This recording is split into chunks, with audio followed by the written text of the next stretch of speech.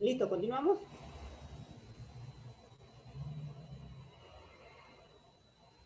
Continuamos, Inge. Listo. Muy bien, entonces ya tenemos con claridad nuestro objetivo general, nuestro objetivo específico y las metas. Y todo eso lo hemos conseguido a través de entender más o menos la problemática y tener como referencia el Plan Nacional de Gestión de Riesgo de Desastres. Muy bien, entonces lo que continúa ahora es diseñar las estrategias. Y diseñar las estrategias también tiene una complicación porque hay que parafrasear, es decir, yo trataba de encontrar una forma de guiarles a ustedes, ¿no? Porque hay que parafrasear esa actividad, llevándola siempre entendiendo que tenemos que tener el sombrero o los lentes de la gestión prospectiva y la gestión correctiva, porque la reactiva la hacemos un costadito. Entonces, todo lo que vamos a hacer no tiene que ver con respuesta, tiene que ver con la parte preventiva, primero la prospectiva en el sentido que tenemos que identificar el escenario, luego tenemos que prevenir el riesgo y después identificar el riesgo que ya existe y reducirlo. Bueno, entonces tenemos que hacer una lista de propuestas y siempre va a empezar con un verbo, pues hay que fortalecer, hay que elaborar, hay que convocar, hay que preparar, siempre va a ser un verbo y la actividad que queremos, ¿no? Y eso lo vamos a desarrollar un poco en lo que falta de esta noche.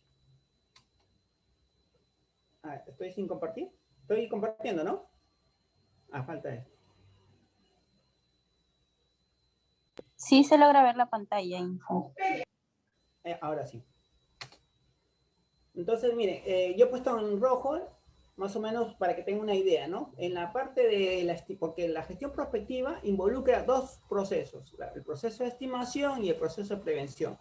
En el proceso de estimación, lo que yo tengo que preguntarme es, ¿ya tengo el escenario de riesgo? No, no hay. Muy bien, entonces hay que realizar o mandar, encargar, realizar los escenarios de riesgo. Eso es una actividad.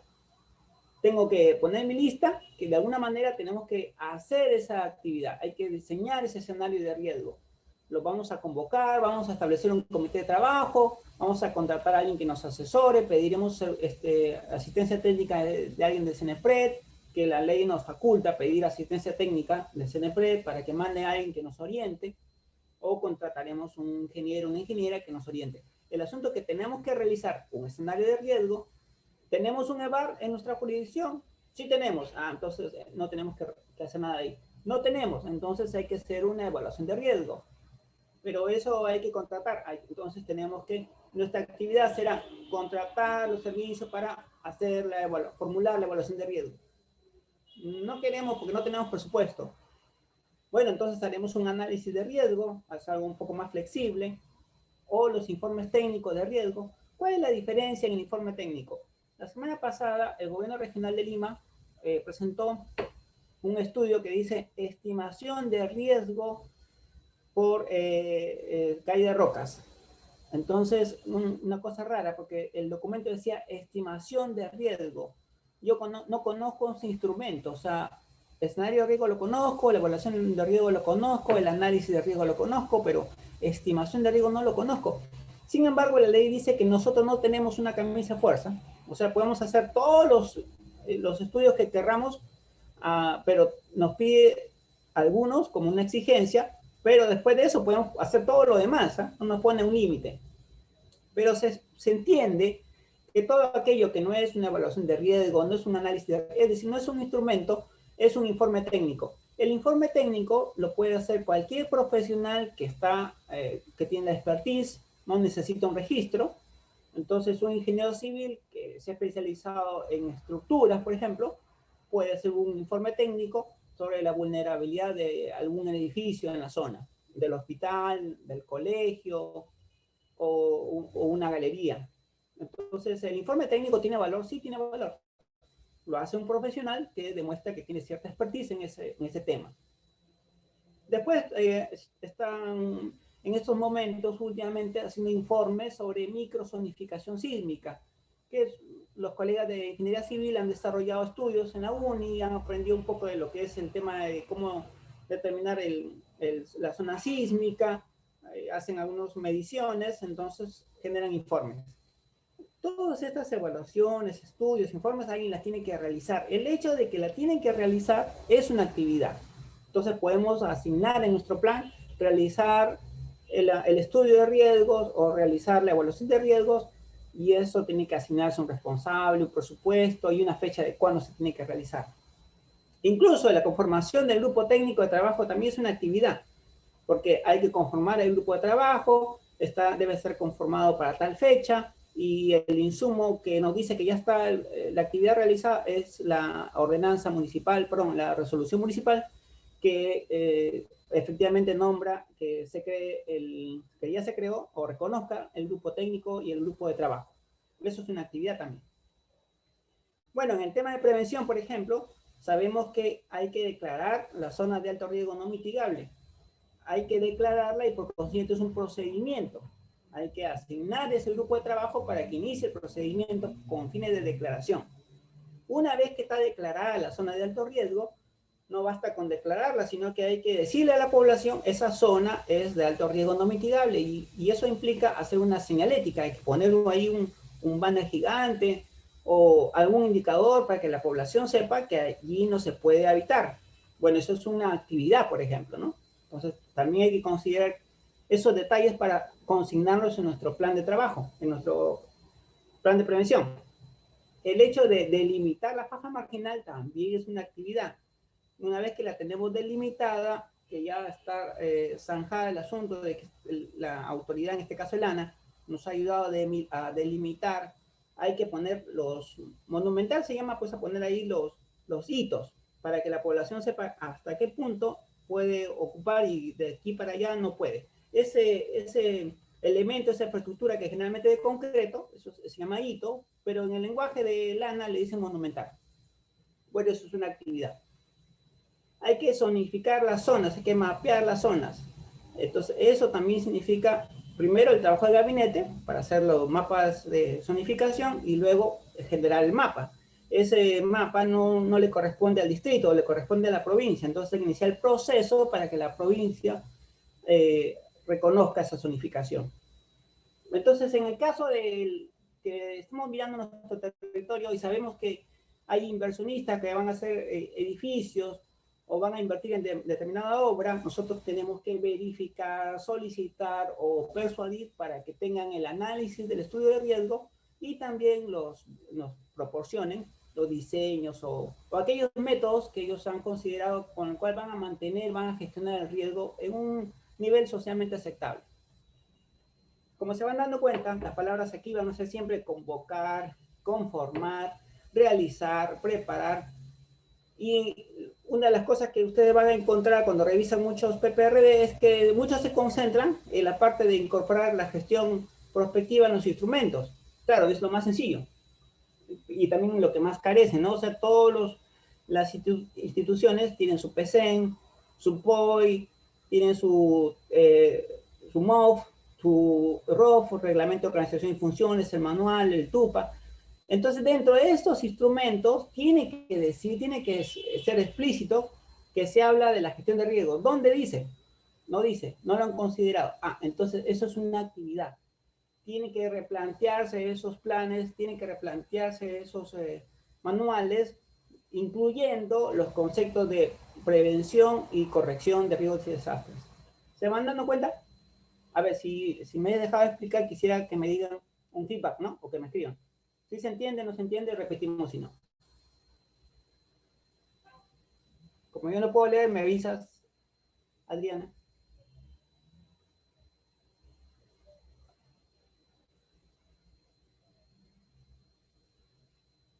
¿Conforme? Sí, que no hay ninguna consulta. Un favorazo, ¿nos podría repetir, por favor? ¿Cuál? ¿Ya? ¿Todo? Sí, por favor. Muy bien. Entonces, cuando nosotros vamos a comenzar a hacer la gestión prospectiva, hablamos de dos procesos: estimación de riesgo y prevención de riesgo. Cuando decimos estimación, lo que tenemos que entender por estimación son aquellos estudios que nos dicen cuáles son las zonas peligrosas, cuáles son las zonas vulnerables y dónde están los riesgos más altos o los riesgos más bajos. Esa información la tenemos que disponer. Pero si no la tenemos, entonces nuestro plan de prevención y reducción de riesgos y desastres tiene que comenzar con esos encargos. Tenemos que realizar esos estudios. Tenemos que contratar un grupo de personas para que realicen esos estudios. O tenemos que iniciar, solicitar la asistencia técnica de CNPRE para que nos ayude a hacer esos estudios. Entonces, se va entendiendo que el hecho de que no lo tengamos ya es una actividad, o sea, una de nuestras actividades va a tener que aterrizar en realizar ese estudio de riesgo. Entonces, en nuestro plan tendremos que poner esa actividad con un determinado tiempo. Calculamos que para tal mes ya tenemos que tener el estudio de evaluación de riesgo. Tenemos que asignar un responsable para que haga, para que se logre eso. No es una sola persona, es un equipo. Tenemos que tener un método de medición que se está avanzando, un indicador que nos diga que se está avanzando, y ya cuando nos conformemos, lo discutiremos, es decir, con el grupo especialista. Por ejemplo, vamos a hacer una evaluación de riesgo. ¿Cómo lo podemos medir si que estamos avanzando? Bueno, en un mes preguntaremos y que nos demuestren si ya hicieron el mapa de peligros. El segundo mes ya hicieron el mapa de vulnerabilidad. Y al final, en el tercer mes, ya tienen que tener el mapa de riesgos. El cuarto puede ser que nos diga las medidas de control. Y de alguna manera tenemos que medir que está avanzando esa actividad. Cuando decimos de prevención, es porque ya sabemos cuáles son las zonas y tenemos que, de alguna manera, evitar que se generen riesgos. Entonces tenemos que declarar que esa zona no debe ser habitada, o tenemos que delimitar esas áreas. Una cosa es delimitarla en papel, es decir, tiene que haber una resolución que diga que esa zona es una faja marginal, y otra es poner el hito, es decir, poner la señal ahí en ese punto para que la población no lo ocupe.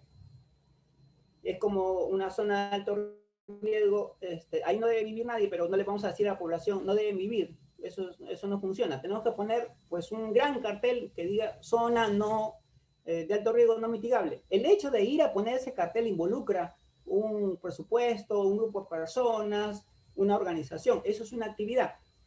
Y así tenemos que ir definiendo una serie de actividades. Hay proyectos de inversión en nuestro territorio. Van a construir un edificio de 7 pisos. Ya sabemos quién es el inversionista. Tenemos que pedirle a ese inversionista que nos facilite los estudios que han hecho sobre riesgos.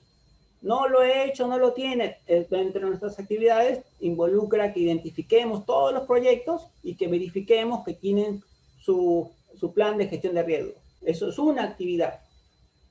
Nuestros planes de gestión, nuestro PC, nuestro POI, nuestro PEI, los planes de ordenamiento territorial contemplan la gestión de riesgos. Tenemos que verificar, no la contemplan. Entonces, una de las actividades que tenemos que plantearnos para este año es que todos esos instrumentos contemplen, es decir, en su texto tiene que decir en alguna frase, en algún momento, en alguna indicación, que van a desarrollar actividades de prevención, estimación de riesgos o corrección de riesgos.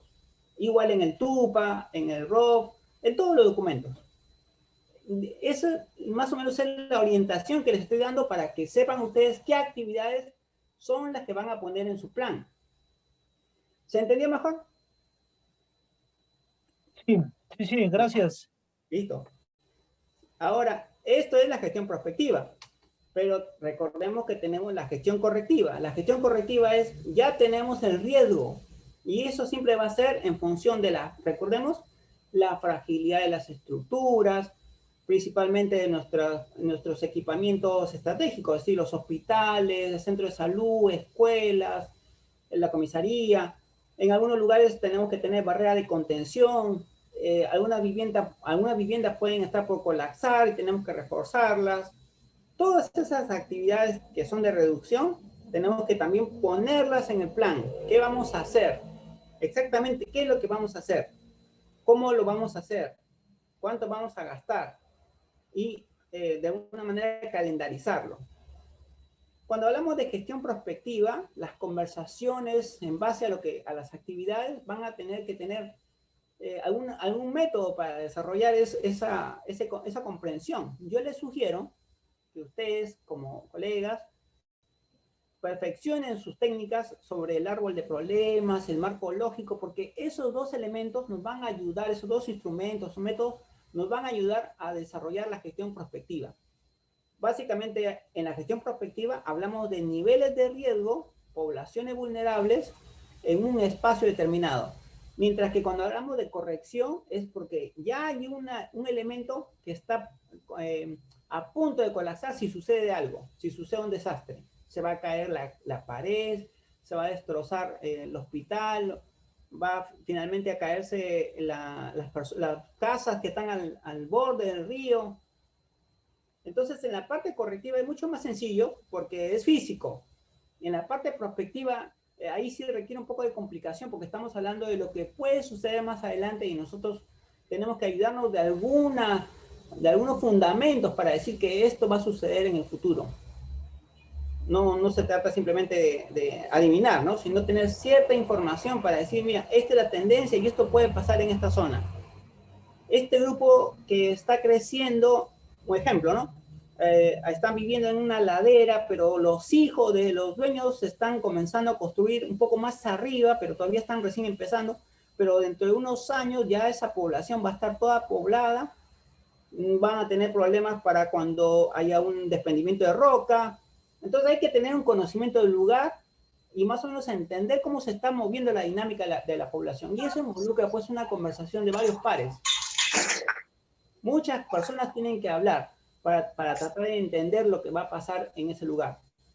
En el caso de la reducción de riesgos es un poco más sencillo porque básicamente nosotros ya sabemos que se refiere a las estructuras. Por eso es que en adelante dos estrategias van a plantearse siempre. Se conoce como medidas estructurales y medidas no estructurales. Las medidas estructurales son todas aquellas que involucran la construcción de algo, donde hay un despliegue de ingeniería. O sea, vamos a construir, elevar, vamos a generar algún elemento físico. Mientras que en las medidas no estructurales básicamente se busca el comportamiento de las personas, pero a través de normas, ¿no? Normas que limitan, impiden, castigan o ayudan a las personas. Vamos a generar una zona de acogida para que de alguna manera hay que convencer a este grupo de personas que están en muy alto riesgo que tienen que trasladarse a este nuevo lugar. Ese desarrollo es una medida no estructural, es decir, busca el comportamiento de las personas.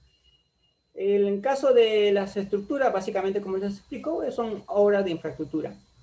Algunas veces no es tan sencillo, en algún caso me preguntaron, vamos a hacer un proceso de forestación, ¿eso es una medida estructural o no estructural? La forestación de las laderas, ¿ustedes qué creen? ¿Es una medida estructural o no estructural? A ver, alguien que nos ayude un poco a ver. No estructural. ¿Y por qué no es estructural? ¿Puede usted orientar? Básicamente porque estaría relacionado, bueno, lo estructural vendría a decir de estructura, Ajá. ¿no? Y en este caso la reforestación no sería una estructura, serían actividades para a futuro. Ya, O sea, mire, no va a ser inmediato la mitigación. es un poco complejo, ¿no es cierto? Pero le voy a explicar un poco para que tengan un poco de idea más clara. Si el alcalde decide comprar unos arbolitos para colocarlos en algún lugar, en una ladera generalmente, y convoca pues a la población o a los que trabajan en la municipalidad y deciden un domingo en la mañana ir a colocar, previamente han contratado un ingeniero que determina dónde van a estar los hoyos, ¿no? Qué tamaño de hoyo van a tener, qué distancia entre hoyo y hoyo. Pero esa persona que ha ido a hacer el estudio de dónde van a estar los plantones, no es un aficionado, es un ingeniero forestal. Entonces, ese ingeniero ha hecho sus cálculos. De alguna manera ha determinado que esos son los puntos ideales y además cuál es el tipo de especie que se va a plantar. Entonces, de momento que hay un estudio, un diseño y al mismo tiempo físicamente se va a colocar el árbol y va a desarrollar un crecimiento que va a capturar la humedad, estamos hablando de una medida estructural.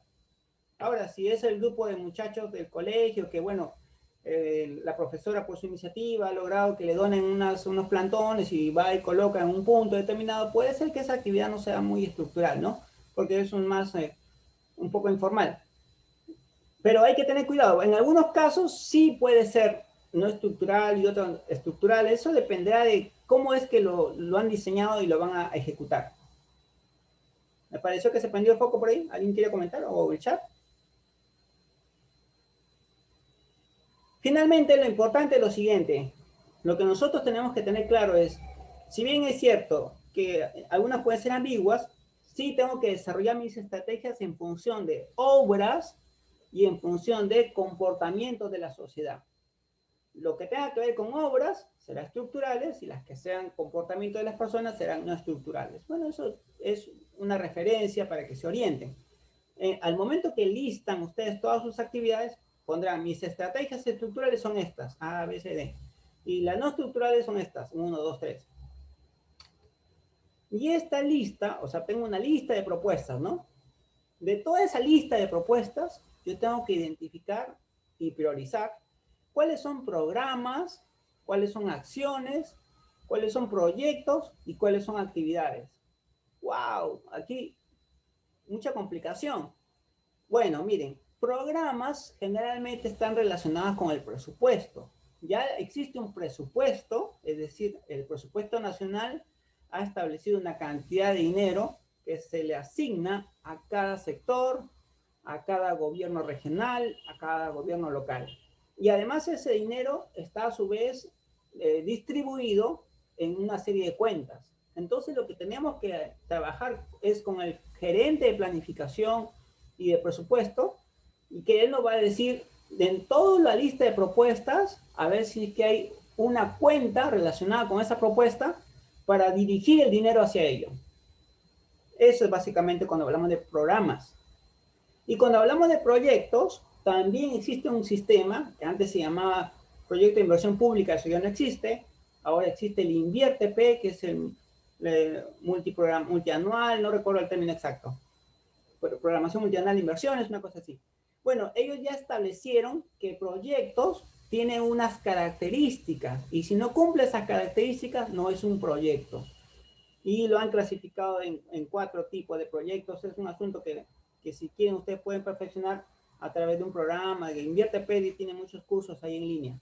Para que sepan que algunos son proyectos, es decir, tienen como objetivo reducir una brecha, y otros son reposiciones, llamados EOR, o sea, van a ayudar a aquellos que ya están en funcionamiento porque requieren una renovación o una refacción o están orientados a un tipo de proyecto especial que le llaman proyecto de inversión ecosistémico, que tiene que ver con la naturaleza. Entonces, si la actividad que estoy planteando tiene una cuenta presupuestal, eso se llamará programa.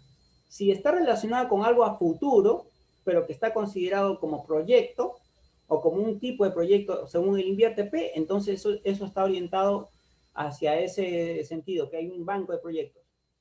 Todo lo demás será acciones y actividades. Muy bien, entonces en cada una de estas propuestas tiene que haber un responsable o responsables que se van a hacer cargo de que eso se cumpla. Tenemos que saber cuánto es el costo de esa actividad o esa propuesta, cuánto se va a invertir en ello. Y tenemos que darle un orden, es decir, en enero haremos tal cosa, en febrero tal, en marzo, es decir, una serie de prioridades que estarán relacionadas con la pertinencia, la urgencia, el presupuesto, la precedencia en el sentido de que no podemos hacer esto si previamente no tenemos el otro y no podemos hacer ello si antes no tenemos tal cosa, entonces tenemos que tener un orden en función a esa precedencia. También puede haber restricciones porque hay algunas situaciones que lamentablemente no podemos hacer, el presupuesto es muy alto, no tenemos recursos, tenemos que pedirle a la provincia no tiene, le tendrá que pedirle a la región. Entonces siempre se plantean algunas restricciones. Finalmente todo eso se tiene que calendarizar, es decir, se tiene que programar. Programar se le llama pues la calendarización. Y nuevamente conversaremos porque esa programación dependerá de las circunstancias, ciertos indicadores, algunos supuestos. En el camino puede haber desviaciones. Entonces esto es muy dinámico. Una vez que tenemos esa lista y la planteemos, resulta que a mitad de camino puede haber cambios y hay que dejar cierto espacio para la flexibilidad. Aquí es importante porque, aunque parece sencillo, saber qué cosas son actividades y qué cosas son acciones, siempre es bueno reforzar, porque me ha pasado que ha habido mucha confusión al respecto. Actividades le llamamos al conjunto de acciones que tienen una relación entre sí. O sea, juntas van a ayudar a que se consiga una meta, un entregable, un hito. Es una forma de organizar y dividir el plan. Siempre vamos a dividir el plan en actividades. Y eso nos va a ayudar después a hacer el seguimiento y evaluar si estamos lográndolo, si estamos avanzando, y podemos controlar si estamos cumpliendo o nos estamos desviando de lo planificado. Y las acciones son más bien, son pasos que se deben hacer según los procedimientos. Y estos pueden realizarse uno detrás del otro, en paralelo. Pero tal vez la manera más sencilla que pueda yo explicar esto es con un asunto muy sencillo que me pasó en una municipalidad. Por ejemplo, habíamos definido ya una reunión con un grupo de trabajo con un asentamiento humano para hablar sobre una determinada zona de evacuación. Fijamos fecha y hora. Entonces, en el grupo de trabajo ya definimos que la actividad va a ser la reunión de trabajo con el asentamiento humano Pablo Patrón. Ya definimos el tema, la fecha y la hora. Ahora, ¿cuáles son las acciones? ¿Qué creen ustedes que son las acciones? A ver, ¿quién nos orienta? ¿Cuál sería la primera acción? Ya tenemos definida ya la actividad, el tema, la fecha, la hora. ¿Cuál es la primera acción?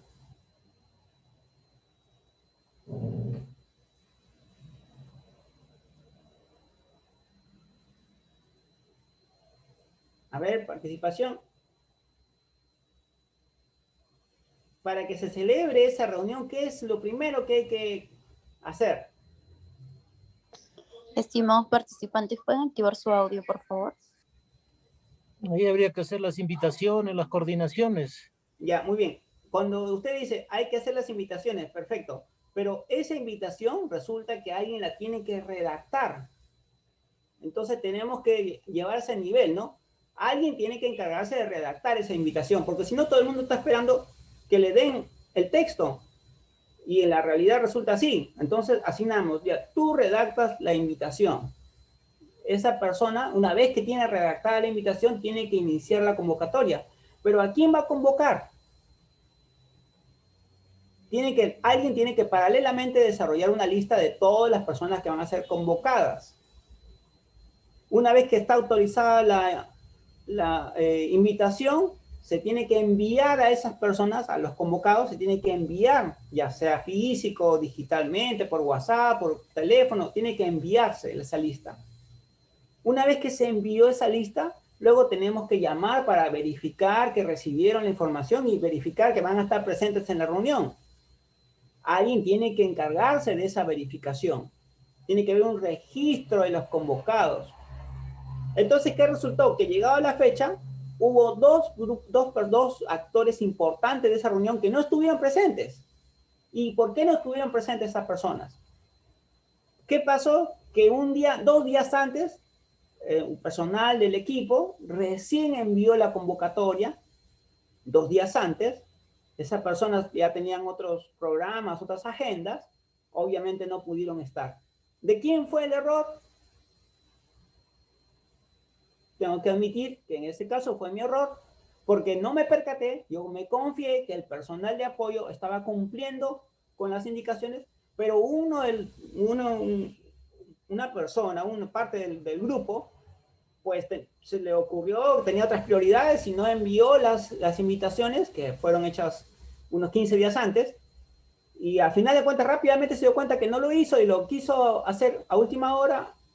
Se dañó todo el grupo, se dañó todo el proyecto, se dañó esa reunión. ¿Por qué se dañó? Porque no tuvimos el nivel de detalle de entender todas las acciones que tienen que hacer para determinada actividad. Los controles, las verificaciones. A ese nivel de detalle tenemos que trabajar. Porque de nada sirve que hagamos un diseño perfecto si a la hora que vamos a materializar la actividad surge situaciones tan sencillas como esta que no verificamos que esa persona no había sido convocada. Siendo la persona clave para la reunión, no fue convocada.